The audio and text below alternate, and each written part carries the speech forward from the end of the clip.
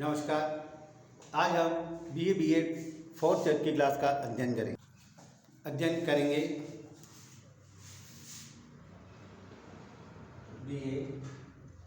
BA fourth year. इसमें जो अपना टॉपिक है भारत के पड़ोसी देशों से संबंध।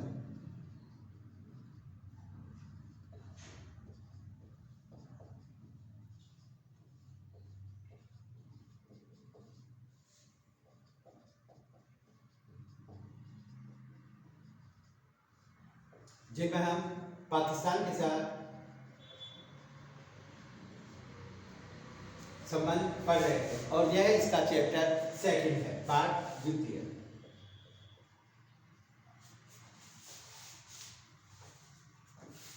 और जिनमें पहले हमने भारत और पाकिस्तान के मध्य जो समस्याएं थी उसमें पहली समस्या का हमने अध्ययन किया था, जिसमें थी विभाजन के बाद समस्याएं।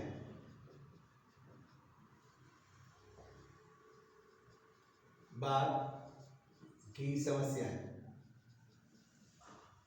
ये पढ़ ली थी। अब दूसरी पढ़ेंगे जिहाद, भारत विरोधी नीति अर्थात धर्म युद्ध की नीति। भारत पाक संबंधों के में कटुता और वैमनस्य कई बार पाकिस्तान के सांप्रदायिक दृष्टिकोण से उत्पन्न हो जाती है। धार्मिक और सांप्रदायिक वैमनस्य को पाकिस्तान के शासक जानबूझकर बनाए रखना चाहते हैं। वे सांप्रदायिकता के विष को अंतर्राष्ट्रीय सम्मेलन और संगठनों में भी व्यक्त करते हैं। दिसंबर 1963 में हजरत बाल कांड को लेकर पाकिस्तान ने कश्मीर में सांप्रदायिक दंगे कराने का प्रयास किया।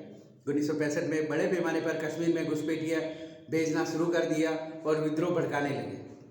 सांप्रदायिक विष का सहारा लिया गया।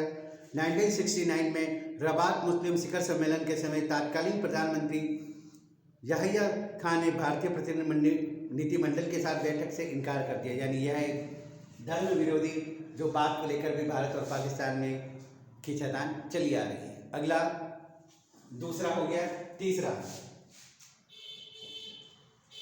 तीसरा है सीटो सेंटो की पाकिस्तान की सदस्यता। सीटो सेंटो की पाकिस्तान की सदस्यता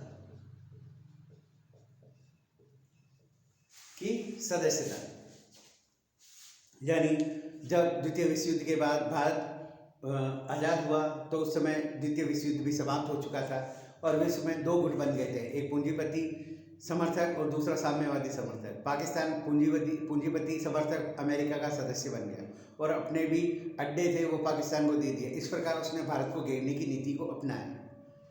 भारत पाक संबंधों में कटुता पैदा करने के लिए एक मुख्य समस्या पाकिस्तान की गुटिये और शस्त्रों की होड़ की नीति थी। यानी पाकिस्तान भारत के विरोध में गुट में शामिल हो गया और हथियारों की होड़ शुरू कर दी।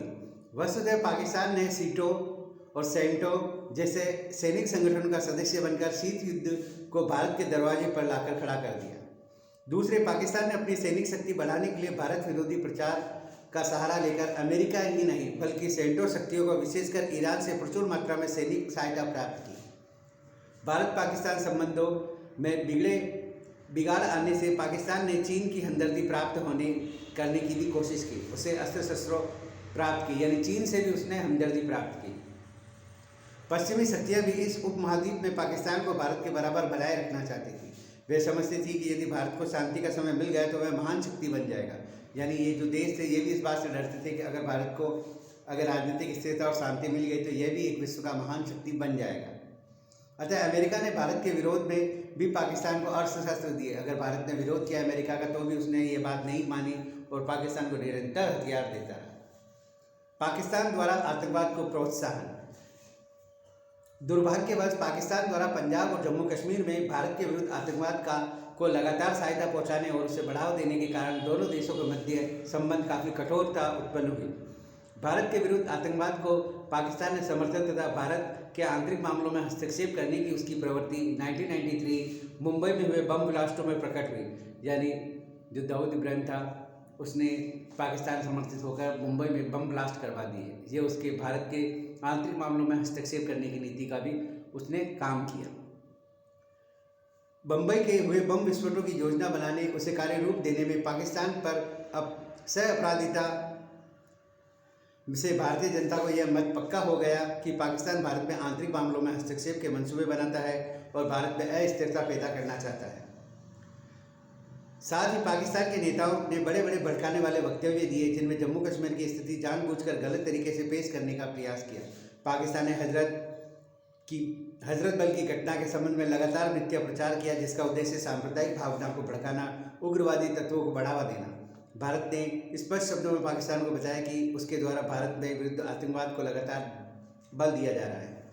समर्थन से न केवल शिमला समझौता अंतर्राष्ट्रीय व्यवहार के लिए सर्वमान्य मानकों का उल्लंघन हुआ है, बल्कि द्विपक्षीय संबंधों में विश्वास का माहौल बनाने का प्रयास के विपरीत असर पड़ा है। तुलबुल जल परिवहन योजना। भारत ने 1984 में तुलबुल जल परिवहन योजना का प्रारंभ किया था। इस योजना का उद्देश्य सूखे और मौसम में झेल रहे झेलम के पानी को नियंत्रित कर वूलर झील और सुपारा क्षेत्र के बीच पानी की मात्रा बढ़ाए रखना, जिससे वर्ष भर के क्षेत्र में जल परिवहन की सुविधा उपलब्ध हो सके। पाकिस्तान ने शुरू से ही इस योजना का विरोध किया। सर क्रीक विवाद। सर क्रीक गुजरात में कच्छ की खाड़ी और पाकिस्तान की सिंध सीमा पर स्थित 60 किमी का ज्वारीय नदी है। इस क्षेत्र में क्रीक है जिसके नाम कन्हर, पंडाला, कोरी आदि है। सर क्रीक की विशेषता यह है कि ठीक भारत पाक सीमा के बीच में स्थित है और यह किसी देश की सीमा में आता है। अभी तक निर्धारित नहीं हो पाया है इस विवाद का मुख्य कारण दोनों पक्षों द्वारा सर क्रीक पर अपनी सीमा में बताना जाता है। भारत का तर्क है कि सर क्रीक पर सीमा निर्धारण 2 बार भागों अर्थात भूखंड के मध्य से हो जानी चाहिए। पाकिस्तान इस तर्क को मानने को तैयार नहीं है। इस बात पर जोर देता है कि सर क्रीक पूर्व भाग से सीमा का निर्धारण किया जाना चाहिए। सियाचिन विवाद। सागर तल के लगभग 6000 मीटर ऊंचाई पर लगभग 110 किमी क्षेत्र है। हिमालय में भारत पाकिस्तान सीमा पर स्थित सियाचिन हिमनदी उचित सीमा निर्धारण नहीं हो जा सकने के कारण भारत पाक के बीच विवाद का मुद्दा बना हुआ है। यानी जो सियाचिन है वहाँ पर भी सीमा का निर्धारण नहीं हुआ, तो दोनों के मध्य यह विवाद का कारण बना हुआ है। सियाचिन हिमनद पर भारत और पाक की सीमाएं चौकियाँ विश्व की सबसे ऊंची चौकियाँ स्थित है। यानी भारत पाकिस्तान की जो चौकियाँ वहाँ स्थापित है वो विश्व के कहीं नहीं है कि जितनी ऊंचाई पर वो स्थित है, जहाँ दोनों देशों के सैनिकों पर प्रतिकूल परिस्थितियाँ तथा अपने अपने देशों में तथाकथित सीमा को सुरक्षा में दिन रात डटे हुए हैं। 1980 के दशक में पाकिस्तान सोवियत आक्रमण के भय की आड़ में अमेरिका और चीन से सैनिक माल दबाने लगा। भारत, अमेरिका और चीन ने दक्षिणी एशिया में सोवियत विस्तारवाद को रोकने के बहाने पाकिस्तान को सुदृढ़ और शक्तिशाली बनाने के लिए अधिकतम टैंक, तोड़ाक मिसाइलें, धरती से धरती, आकाश में मार करने वाली मिसाइलें, F-15, F-16, F-16C जैसे विध्वंसक वायुयानों को अवकाश की सप्लाई करना, महाशक्तियों द्वारा पाकिस्तान की किलेबंदी और उसका इस्लामिक बम निर्माण के लिए दुराग्रस्त भारत के लिए गंभीर चिंता का विषय बन गया। पाकिस्तान अपने जन्मकाल से ही ब्रिटेन, अमेरिका और चीन के हाथों का खिलौना बना हुआ है और भारत के लिए परेशानियां पैदा कर दी। यानी पश्चिमी देशों ने पाकिस्तान का जो उपयोग किया है वो सोवियत विरोध में किया था और उसे एक सैनिक छावनी बना दिया और उसको बहुत से हथियार मुहैया करवा दिए, धरती से आकाश में, धरती से धरती, मारक टैंक सब दे दिए, किंतु इसका सब का जो उपयोग उसने किया वो भारत के विरोध में ही किया। भारत पाक संबंधों रिश्तों को सुधारने का प्रयत्न, यानी ये जो समस्याएं हैं ये तो ठीक है, ये तो चल रही है, अब संबंध सुधारने के प्रयास, संबंध सुधारने के प्रयास, यानी भारत पाक संबंधों को सुधारने के क्या प्रयास किए गए समय समय पर, किंतु ये संबंध आज तक नहीं सुधर पाए। भारत पाक संबंधों को सामान्य बनाने के भी प्रयत्न किए जाते रहे हैं। ताशकंद समझौता, शिमला समझौता इसी प्रकार के प्रयत्न थे। यानी 2 बार 1965, 1971 समथिंग में ये दोनों जो समझौते हुए वो इसी प्रकार के थे। 1974 में त्रिपक्षीय समझौता हुआ जिसने युद्धबंदी समस्याओं का समाधान हुआ। नवंबर 1974 में दोनों देशों में डाक तार यात्रा आदि विषयों के बारे में समझौता हुआ। 1974 में व्यापार समझौता हुआ। 1976 में दोनों देशों के मध्य कूटनीतिक संबंधों को बहाल करने पर निश्चय किया गया।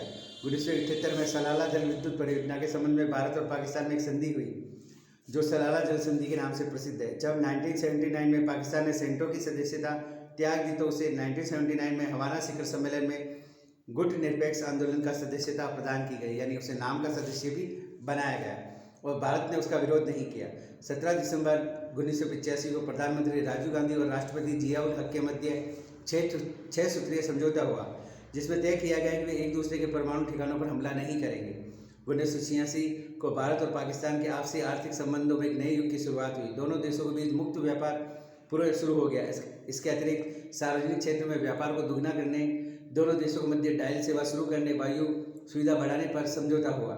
1988 में पाकिस्तान में बेनजीर भुट्टो के नेतृत्व में लोकतांत्रिक सरकार की स्थापना हुई। बनर्जी ने भारत के साथ युद्ध वर्जन संधि के प्रस्ताव को ठुकराते हुए कश्मीर समस्या सहित अन्य विवादों के निपटारे के लिए शिमला समझौते के महत्व को स्वीकार कर लिया। 31 दिसंबर 1988 में दोनों देशों के मध्य 3 समझौते हुए। इनमें सबसे महत्वपूर्ण समझौता दोनों देशों के बीच परमाणु संस्थान पर हमला नहीं करने से संबंधित है। भारत ने नई दिल्ली लाहौर दिल्ली बस सेवा आरंभ करने की पहल की। इस सेवा को नियमित करने के लिए 17 फरवरी 1999 को इस्लामाबाद से करार कर एक प्रोटोकॉल संपन्न किया। भारत के प्रधानमंत्री अटल बिहारी वाजपेयी ने फरवरी 1999 में दिल्ली लाहौर बस सेवा के उद्घाटन के अवसर पर लाहौर की यात्रा करके ऐतिहासिक पहल की। दोनों देशों के प्रधानमंत्रियों ने लाहौर घोषणा पत्र पर हस्ताक्षर किए और दोनों देशों ने शांति और सुरक्षा के लिए युगांतरी घटना थी। लाहौर घोषणा के मुख्य बिंदु सभी प्रकार के आतंकवाद की निंदा एवं इससे आपस में लड़ने की प्रतिबद्धता, यानी किसी भी प्रकार का आतंकवाद बर्दाश्त नहीं किया जाएगा और दोनों मिलकर लड़ेंगे। कश्मीर समस्या के समाधान के लिए द्विपक्षीय नियमित वार्ता, यानी कश्मीर समस्या सुलझाई जाएगी, अतः इसके लिए दोनों को नियमित रूप से मिलकर बैठकर बातचीत करनी होगी। शिमला समझौते को मूर्त रूप देने की प्रति वचनबद्धता, यानी जो शिमला समझौता हुआ था उसको वापस मूर्त रूप दिया जाएगा। परमाणु टकराव का खतरा न्यूनतम करने पर सहमति, यानी दोनों देश परमाणु जो खतरा है एक दूसरे के प्रति वो नहीं करेंगे। भविष्य में परमाणु परीक्षणों पर रोक लगाने पर विशेष जोर दिया जाएगा। दोनों देश परमाणु परीक्षण नहीं करेंगे। आंतरिक मामलों में हस्तक्षेप न करना, यानी भारत पाकिस्तान में आंतरिक हस्तक्षेप नहीं करेगा, वो तो वैसे ही नहीं करता। पाकिस्तान भारत के आंतरिक मामलों में हस्तक्षेप नहीं करेगा, ये विशेष है। प्रक्षेपास्त्र परीक्षणों की सूचनाओं का परस्पर आदान प्रदान करना, यानी जो प्रक्षेपास्त्र है परीक्षणों की सूचना है वो एक दूसरे को आदान प्रदान की जाएगी। वीसा एवं यात्रा संबंधी प्रावधानों का सरलीकरण किया जाएगा, यानी जो एक दूसरे के मध्य यात्रा कर रहे हैं उनको और सरल बनाया जाएगा। मानवाधिकारों के संबंध में निपटारे के लिए मंत्री स्तरीय समिति बनाने की मंशा, यानी भारत में यानी पाकिस्तान में जो हिंदू रह रहे हैं उनका पर अत्याचार हो रहा है तो उसके लिए मानवाधिकार आयोग की बात होगी और मंत्री स्तर पर इसकी बातचीत जारी रहेगी। इसके बाद भारत पाक संबंध, कारगिल संघर्ष और सुधारने के प्रयास किए गए किंतु नहीं सुधरे और कारगिल युद्ध हुआ, संघर्ष हुआ। कुलदीप नैयर के अनुसार आज भी भारत और पाकिस्तान दूर के पड़ोसी हैं। पाकिस्तान यानी दूर के पड़ोसी जो पास में रहते हैं पर उनमें बातचीत नहीं होगी, समझौता नहीं होगा क्योंकि वे दूर के पड़ोसी हैं, क्योंकि वह अपनी हरकतों से बाज नहीं आते। पाकिस्तानी प्रेस भारत विरोधी प्रचार में निरंतर लगा रहता है, द्विपक्षीय मुद्दों को पाकिस्तानी अंतर्राष्ट्रीय मंच पर उछालता रहता है। अमेरिका से सैनिक सामान, घातक F-16 विमान, हार्पून नामक जहाज आदि खरीद रहा है। इन दिनों लद्दाख क्षेत्र में सियाचिन ग्लेशियर के मामले को लेकर चलने वाले संघर्ष भी दिनों और कटुता ही बढ़ावा दे रहा है। पिछले 5-6 वर्षों में विवाद को लेकर दोनों देशों की सेना एक दूसरे की बहुत झड़पें हो चुकी है। भारत ने स्थिरता पैदा करने के लिए पाकिस्तान, सिख और जम्मू कश्मीर में आतंकवादियों को प्रेरणा, सहायता और प्रशिक्षण दे रहा है। 1986 में पाकिस्तान ने सैनिक अभ्यास के बहाने भारत की लगी सीमा पर भारी संख्या में सैनिक तैनात कर दिए, यानी वो तो कह रहे हैं हम तो ड्रिल कर रहे हैं, किंतु उसने भारी सेना तैनात कर दी। इसके परिणामस्वरूप दोनों देशों के मध्य हालत अस्थिर हो गए। सौभाग्य से उन्हीं दिनों विदेश सचिवों के मध्य 5 दिन की बातचीत हुई और 1987 में एक समझौता हो गया। युद्ध का खतरा टल गया। 1990 में भारत ने विश्वास पैदा करने के लिए एक मुश्त प्रस्ताव पेश किए, जिसमें अन्य बातों के साथ पाकिस्तान आतंकवाद को समर्थन करना बंद करे, शस्त्र और आतंकवादियों को पकड़ने, आतंकवादियों को परासमन सुविधा न देने, कानून में बचकर भाग जाने वालों को पकड़कर सौंपने की मांग की, यानी भारत में जो अपराध करते हैं और पाकिस्तान भाग जाते हैं उनको वापस भारत भेजा जाएगा। भारत के प्रस्ताव के अनुसरण में विदेश सचिव स्तर की वार्ताएं 3 दौरे हुए। दोनों देशों के प्रधानमंत्रियों के बीच हॉटलाइन स्थापित की गई। 1992 में भारत पाकिस्तान के बीच विदेश सचिव स्तरीय बातचीत के 6ठे दौरे की वार्ता का अंत में दोनों ने रासायनिक शस्त्रों पर पूर्ण प्रतिबंध तथा दोनों देशों के राजनयिक संबंधों की आचार संहिता संबंधी एक संयुक्त घोषणा पर हस्ताक्षर किए। 1942 में इस्लामाबाद में भारतीय राजेश मित्तल के अपहरण, उनकी शारीरिक यात्राएं, देश से निष्कासन की पाक कार्यवाही के बाद दोनों देशों में होने वाले विदेश सचिव स्तरीय वार्ता स्थगित कर दी गई। यानी इस्लामाबाद में भारतीय राजनयिक राजेश मित्तल का अपहरण कर लिया, जो एक गलत बात कर दी गई। 1994 को पाकिस्तान ने बिना किसी न्याय संगत कारण के एक तरफा निर्णय लेकर मुंबई स्थित अपने कौंसलावास को बंद करने की घोषणा कर दी। यानी जो उनका बना हुआ था हेडक्वार्टर, उनको बंद कर दिया। 1994 को पाकिस्तान ने भारत से कहा कि वह अपने कराची स्थित प्रधान कौंसलावास को बंद कर दे। यानी भारत को भी ये कहा कि आप भी अपने कराची में जो स्थापित है कौंसिल बनी है उसको हटा दीजिए। इससे दोनों देशों के संबंधों में कटुता उत्पन्न हो गई। पाकिस्तान की नेशनल असेंबली द्वारा अयोध्या विवाद पर प्रस्ताव पारित करना, गुट निरपेक्ष सम्मेलन में पाकिस्तान द्वारा कश्मीर के मुद्दे को उठाने का प्रयास, और पाकिस्तान ने कई राजनीतिक ग्रुपों और सीमावर्ती संगठनों द्वारा 24 अक्टूबर 1992 की सीमा पर कश्मीर घुसने के कथित निर्णय भारत पाक संबंधों की अधोगामी होने का अशुभ संकेत है। 6 अप्रैल 1998 को पाकिस्तान ने गोली नामक एक बैलिस्टिक मिसाइल का परीक्षण किया घोषणा की। पाकिस्तान ने यह घोषित किया कि 1998 में 6 परमाणु परीक्षण किए थे, और यह कहा था कि यह परीक्षण 1998 से प्रारंभ होकर भारत द्वारा किए गए परमाणु परीक्षणों की प्रतिक्रिया में किए गए थे। यानी भारत ने किया तो हम भी करेंगे। 1999 में जम्मू कश्मीर के कारगिल क्षेत्र में घुसपैठिए भेजकर पाकिस्तान ने नियंत्रण रेखा का उल्लंघन किया। यानी पाकिस्तान ने नियंत्रण रेखा के अंदर घुसपैठिए भेजकर नियंत्रण रेखा का उल्लंघन किया। इन घुसपैठियों ने पूर्व निर्धारित योजना के अनुसार 9 मई को हमला करते हुए भारतीय सेना के आयुध भंडार को क्षतिग्रस्त कर दिया। क्षेत्र के विभिन्न स्थानों पर अपना अधिकार जमा लिया। भारत सेना ने 434 किमी लंबे श्रीनगर लेह राष्ट्रीय राजमार्ग का संपर्क तोड़ने के इन घुसपैठियों के प्रयास को विफल कर दिया। यानी वह संपर्क भी तोड़ना चाहते थे, किंतु भारतीय सेना ने विफल कर दिया। भारतीय क्षेत्र में सेना असमर्थित घुसपैठिए हटाने एवं नियंत्रण रेखा को समान करने के लिए पाकिस्तान पर जबरदस्त अंतर्राष्ट्रीय दबाव पड़ने लगा। भारतीय सेना की भारी सफलता और जबरदस्त अंतर्राष्ट्रीय दबाव के चलते पाकिस्तानी प्रधानमंत्री नवाज शरीफ ने 1999 को अमेरिकी राष्ट्रपति बिल क्लिंटन को आश्वासन दिया कि वो भारत भूमि से पाकिस्तानी सेना और मुजाहिदीनों को वापस बुला लेंगे तथा नियंत्रण रेखा पूरी तरह सम्मान करेंगे। जम्मू कश्मीर की कारगिल द्रास बटालियन ने मस्को क्षेत्र से पाकिस्तान की सेना व उनके द्वारा समर्थित घुसपैठिए नियंत्रण रेखा के उस पार धकेलने में भारतीय सेना को ऐतिहासिक विजय सफलता मिली। भारतीय सेना के साथ भारी अंतर्राष्ट्रीय दबाव के आगे पाकिस्तानी घुसपैठियों ने अंततः घुटने टेकने को मजबूर करना पड़ा। घुसपैठियों ने विरुद्ध 1999 में प्रारंभ हुए भारतीय सेना की आक्रामक कार्रवाई को उस समय तक रोक दिया जब तक कि पाकिस्तान के सैन्य संचालक निर्देशक ने अटारी में बातचीत करके घुसपैठियों एवं पाकिस्तानी सेना को वापसी की सीमा निर्धारित कर दी थी। पाकिस्तानी सेना वापसी के पीछे पाकिस्तान पर व्यापक अंतर्राष्ट्रीय दबाव को भी महत्वपूर्ण भूमिका रही। एक नाटकीय भूमिका रही। पाकिस्तान के प्रबल मित्र कहे जाने वाले अमेरिका व चीन ने भी इस मामले में उसका साथ नहीं दिया।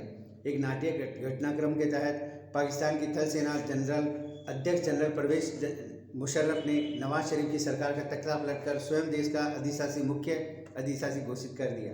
मुशर्रफ का यह वक्तव्य गौर करने लायक है। दक्षिणी एशिया में कश्मीर मसले पर परमाणु हथियारों का इस्तेमाल संभव है।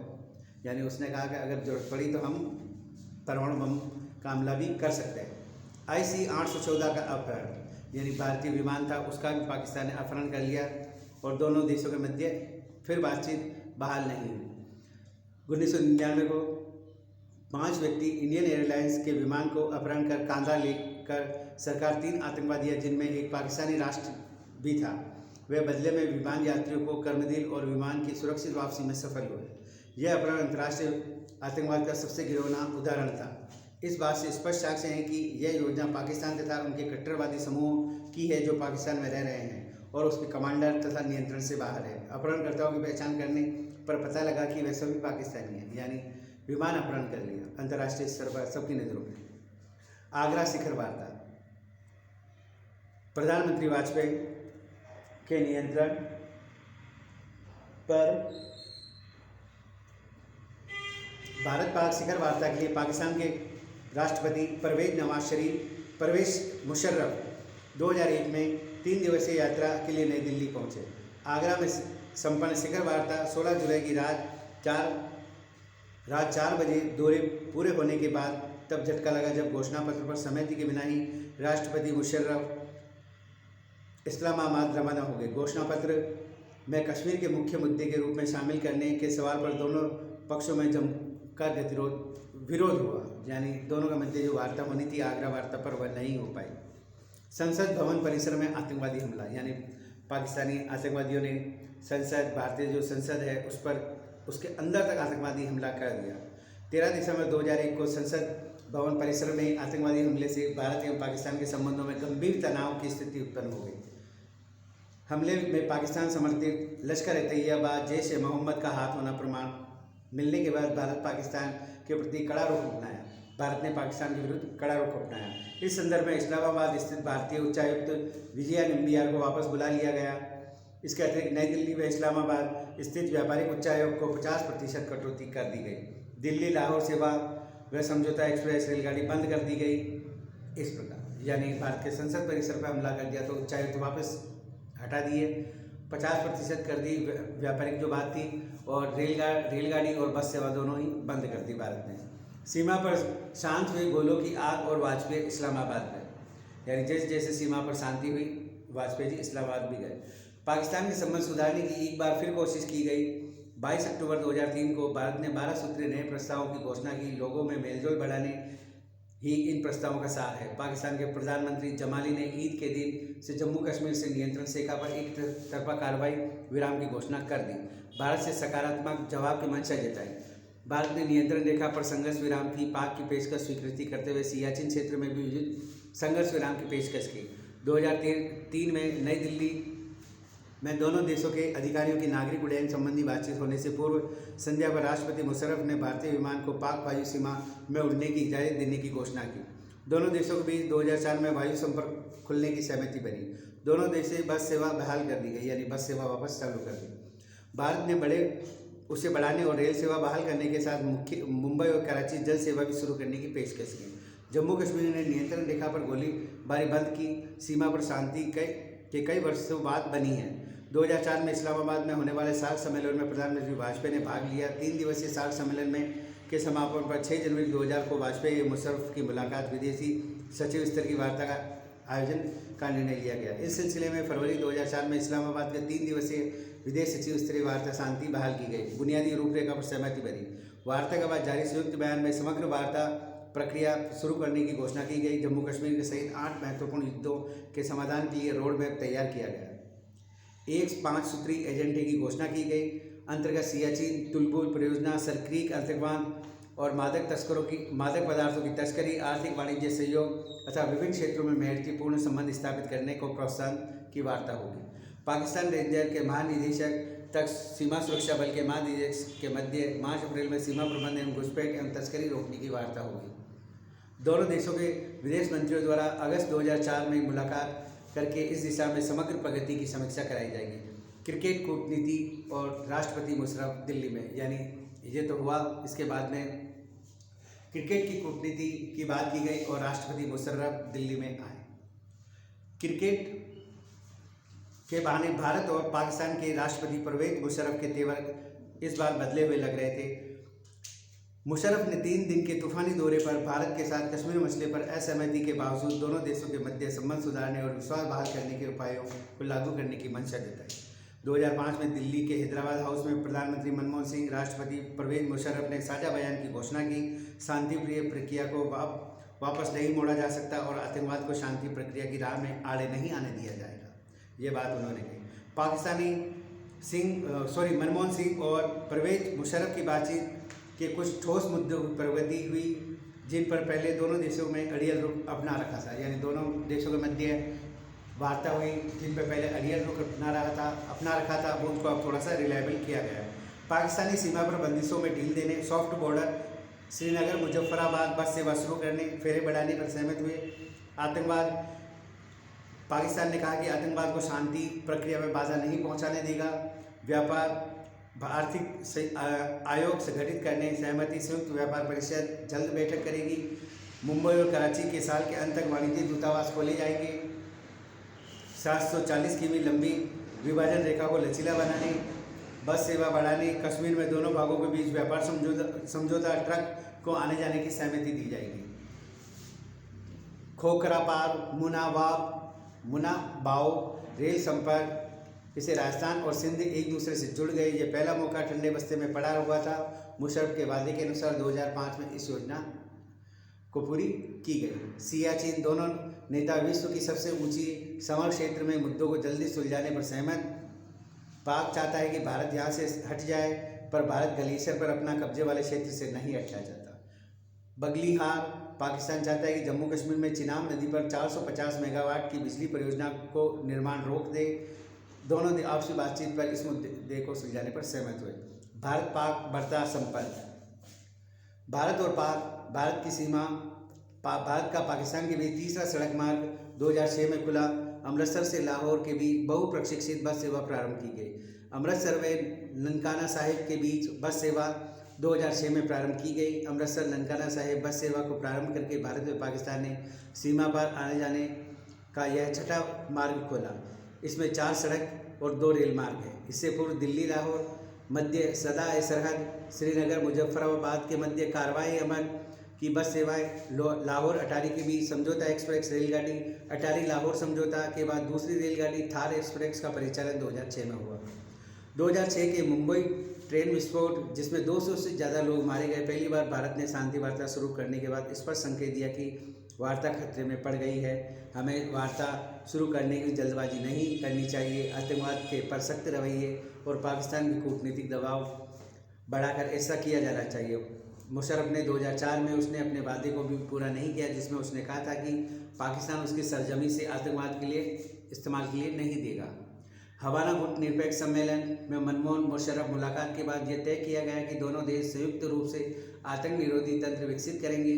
साथ ही दोनों देश जल्द ही विदेश सचिव स्तर की वार्ता फिर से शुरू करेंगे। मनमोहन ने मुशर्रफ से साफ कहा कि यदि पाक सीमा पर आतंकवाद रोकने में कदम नहीं उठाता तो भारत के लिए शांति प्रक्रिया फिर से शुरू करना मुश्किल होगा। आतंकवाद की घटना और तमाम तरह की बाधाओं के बावजूद दोनों देशों की सरकारें जिस तरह से बस सेवा और रेल संपर्क बहाल करने का साहस दिखा रही हैं, उससे तीर्थयाटन, पर्यटन, व्यापार, सांस्कृतिक आदान प्रदान बढ़ेगा। अविश्वास की खाई अपने आप ऊपर भरने लगेगी। दिसंबर 2006 में राष्ट्रपति मुशर्रफ ने जम्मू कश्मीर की समस्या के समाधान के लिए एक नया 4 सूत्रीय फार्मूला पेश किया। भारत ने अस्वीकार कर दिया। यह 4 सूत्रीय फार्मूला कश्मीर की सीमाओं के कोई बदलाव न करने, वहां से सेनाएं हटाने, दोनों देशों को संयुक्त निगरानी तंत्र के तहत आश्वासन एवं सीमाओं के नियंत्रण रेखा से संबंधित था, किंतु दुर्घटनावश इस्तेमाल के जोखिम की कमी लाने से समझौते पर हस्ताक्षर नहीं किए गए। 2007 में पाकिस्तान के पूर्व प्रधानमंत्री बेनजीर भुट्टो की हत्या कर दी गई। इस हत्या से पाकिस्तान के आधुनिकीकरण की ताकतों को गहरा धक्का पहुंचा। 2008 में पाकिस्तान ने एक बार पुनः लोकतांत्रिक युग के लिए विवश किया। लोकतांत्रिक तरीके से निर्वाचित सैयद यूसुफ रजा गिलानी ने शासन की बागडोर संभाली।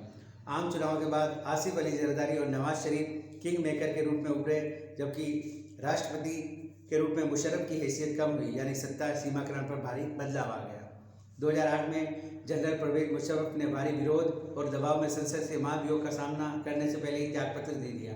मुश्किल यह है कि मुशर्रफ के बाद जिन शरीफ जरदारी पर पाक टिका है वह खुद विपरीत ध्रुव है, यानी जरदारी और मुशर्रफ दोनों एक दूसरे के विपरीत है। पाकिस्तान के सूचित किया गया कि 2008 में मुंबई पर आतंकवादी हमला पाकिस्तान से आए तत्वों द्वारा किया गया। प्रधानमंत्री मनमोहन सिंह ने शर्म अल शेख गुट निरपेक्ष सम्मेलन में इतर पाकिस्तान के प्रधानमंत्री यूसुफ रजा गिलानी के साथ भी वार्ता हुई। 26 दिसंबर के आतंकवादी हमले के पश्चात भारत व पाकिस्तान के शीर्ष नेताओं ने मुलाकात की है। दूसरा अवसर था। इससे पूर्व पाकिस्तान के राष्ट्रपति आसिफ अली जरदारी ने मनमोहन सिंह की वार्ता 2009 के रूस में येकोटेरिनबर्ग में शंघाई सहयोग संगठन के शिखर से हुई थी। अतः 26 नवंबर के हमले के दोषियों को कटघरे में खड़ा करने के लिए हर संभव प्रयास भारत कर रहा था। द्विपक्षीय वार्ता के पश्चात जारी साझा बयान में बलूचिस्तान भी शामिल किए जाने के कारण विपक्षी दलों ने सरकार की आलोचना की। द्विपक्षीय वार्ता में दोनों प्रधानमंत्रियों ने तय किया कि दोनों देशों के मध्य विशेष सचिव आवश्यक अनुरूप मिलते रहेंगे और अपनी बातचीत के निष्कर्षों विदेशी मंत्रियों को अवगत कराते रहेंगे। भारत पाक वार्ता 2010। इस्लामाबाद में उत्पन्न भारत पाक विदेश मंत्रियों की वार्ता 2010 में उम्मीद के परिणाम थी वैसा परिणाम सामने आया। बातचीत को लेकर भारत सरकार ने भले ही कोई सार्थक परिणाम नहीं निकले किंतु आस लगाए बैठी, लेकिन जनता को यह पता था कि ऐसी बातचीत से न पहले कोई हल निकला था, नहीं भविष्य में निकलने वाला। यानी बातचीत होती रहेगी, कोई हल नहीं निकलेगा। दोनों देशों के करोड़ों लोग भले ही अमन और भाईचारे की बात सोचते हो, लेकिन पाकिस्तान के हुक्मरान कभी नहीं चाहेंगे कि दोनों दोस्तों की गाड़ी एक सवार हो जाए, दोनों दोस्त एक गाड़ी पर सवार हो जाए, यानी उनके हुक्मरान नहीं चाहते। 2010 को पाकिस्तान के विदेश मंत्री शाह महमूद कुरैशी संवाददाता सम्मेलन में जिस तरह भारत के खिलाफ बोले, उससे इस बात का कोई संदेह नहीं रह जाता कि पाकिस्तान बातचीत के अहम मुद्दों की बजाय हमेशा उन मुद्दों को उठाने की कोशिश करता है जिनका कोई औचित्य नहीं है। दोनों मुल्कों के बीच आज भी महत्वपूर्ण मुद्दा है, कई महत्वपूर्ण मुद्दे हैं, तो वह है आतंकवाद। जिस आतंकवाद से भारत वर्षों से झुलसता रहा है, वही आतंकवाद आज पाकिस्तान भी अपने आगोश में ले चुका है। यानी आतंकवाद को पहले बढ़ावा दिया, अब आतंकवादी पाकिस्तान को भी नहीं बख्श रहे हैं। पाकिस्तान आए दिन अपने यहाँ पर होने वाले धमाकों से मरते लोगों की चिंता छोड़कर अगर फिर भी कश्मीर का राग अलापता है तो समझ लेना चाहिए कि वह अपनी हरकतों से बाज नहीं आना चाहता। यदि पाकिस्तान अपने यहाँ होने वाली तबाही से ज़्यादा चिंता कश्मीर को लेकर है तो साफ है कि वह दुनिया में सिर्फ दिखाने की नाकाम कोशिश कर रहा है कि बातचीत के द्वारा समस्याओं को सुलझाना चाहता है। ऐसा नहीं हो सकता है कि पाकिस्तान हाफिज सईद, दाऊद इब्राहिम जैसे भारत के दुश्मनों को पनाह भी देता है, अमन की दुआ भी करे। आगरा में शिखर वार्ता हो रही है या लाहौर में बातचीत, ऐसे मौके पर पाकिस्तान अपना रंग दिखाकर बातचीत को सार्थक अंजाम तक पहुंचने नहीं देता। जब भारत सरकार ने तय करना है कि पाकिस्तान के साथ ऐसी बातचीत करना चाहेगा कि नहीं करना चाहेगा। पाकिस्तान के प्रधानमंत्री नवाज शरीफ को प्राप्त मजबूत जनादेश के पश्चात मनमोहन सिंह को बधाई पत्र में पाकिस्तान की नई सरकार के साथ द्विपक्षीय संबंधों हेतु नया अध्याय खोलने हेतु कार्य करने की इच्छा व्यक्त की। प्रधानमंत्री मनमोहन सिंह ने 29 सितंबर को न्यूयॉर्क में UNGA के दौरान पाकिस्तान के प्रधानमंत्री नवाज शरीफ से मुलाकात की। भारत के विरुद्ध लगातार जारी आतंकवाद के मुद्दे को उठाने के अतिरिक्त प्रधानमंत्री ने मुंबई हमले के सभी अपराधियों को शीघ्र न्यायिक कार्रवाई कराने की आवश्यकता पर भी जोर दिया। 26 मई 2014 को प्रधानमंत्री नरेंद्र मोदी ने अपने सफ़ेद ग्रहण समारोह में पाकिस्तान के प्रधानमंत्री नवाज शरीफ को आमंत्रित किया, जिससे लगने लगा कि दोनों देशों के मध्य बातचीत की वार्ताओं का सिलसिला जारी रहेगा। किंतु पाकिस्तान हाई कमिश्नर द्वारा अलगाववादी हुर्रियत नेता से मुलाकात के बाद 25 अगस्त 2014 को इस्लामाबाद में होने वाली विदेश सचिव स्तरीय बातचीत को रोक लिया गया। काठमांडू में आयोजित 18वें शिखर सम्मेलन में मोदी शरीफ के मध्य बातचीत नहीं हुई। भारत और पाकिस्तान के बीच संबंधों में होने वाली हर नई शुरुआत ढाक के 3 पात साबित हो रही है। 2015 नरेंद्र मोदी जब नवाज शरीफ उनके जन्मदिन की बधाई देने के लिए उनकी नातिन की शादी को आशीर्वाद देने के लिए अचानक लाहौर पहुंच गए, तो उन्हें महीने भर चली उस अथक कूटनीतिक कवायद का निर्णय पल साबित होता दिख रहा था, जिससे गुजरते हुए दोनों देशों एक बार फिर बातचीत की प्रक्रिया में शामिल हो सके। किंतु हफ्ते भर बाद ही एक नए वर्ष को उत्साह एकदम चकनाचूर हो गया जब सीमा पर सशस्त्र आतंकवादी पठानकोट के वायुसेना ठिकानों में घुस गए, यानी पठानकोट पर हमला कर दिया। लगभग 72 घंटे तक चली लड़ाई में उन्हें मार गिराया, लेकिन इस दौरान भारत के 7 सुरक्षाकर्मी के भी मौत की नींद सो गए, यानी शहीद हो गए देश के नाम। 2016 में भारत और पाकिस्तान के विदेश सचिवों की नई दिल्ली में बैठक हुई। कश्मीर मसले मुख्य मुद्दा मानते हुए उसका समाधान तलाशने पर जोर दिया। वहीं भारत ने 2 टूक शब्दों में कहा, पाकिस्तान आतंकवाद के मुद्दे पर ठोस कदम उठाए, नहीं तो द्विपक्षीय वार्ता को संबंध में आगे बढ़ना कठिन है। भारत पाक रिश्ते 2018 अघोषित युद्ध के हालात में 2016 पठानकोट वायु सेना अड्डा आतंकवादी हमला, 2016 में उरी सैनिक कैंप पर हमला करके पाकिस्तान ने जनमानस को ललकारा पाकिस्तान ने भारत के जनमानस को ललकारा। आधी रात को आतंकवादी ठिकानों पर नष्ट करने की नियंत्रण रेखा के भारतीय फौजों को साहसिक सर्जिकल स्ट्राइक करनी पड़ी। बाद में भारत ने अंतर्राष्ट्रीय मंच पर पाकिस्तान से अलग थलग करने की नीति अपनाई। प्रधानमंत्री मोदी ने इस्लामाबाद में आयोजित किए जाने वाले सार्क सम्मेलन में जाने से इनकार कर दिया। आज भी पाकिस्तान प्रतिदिन आतंकवादी भेज रहा है, जिनका भारतीय BSF सामना कर रही है। 2018 में 5 महीने में 2600 से ज़्यादा बार गोलीबारी हुई। इन 5 महीनों में पाकिस्तान ने 1077 बार गोलीबारी की। फायरिंग की इन घटनाओं में भारत 20 सैनिकों सहित 46 लोग मारे गए। पाकिस्तान की फायरिंग का भारतीय वायुसेना भी मुंह तोड़ जवाब देती है। 15,577 बार फायरिंग की, जिसमें पाकिस्तान के 48 लोग मारे गए जबकि 265 लोग घायल हो गए। पाकिस्तान हमारी सरहदों की मौजूदा कमजोरियों को भरपूर दोहन करता रहेगा और हमारी आंतरिक सुरक्षा और खामियों को बढ़ाता रहेगा।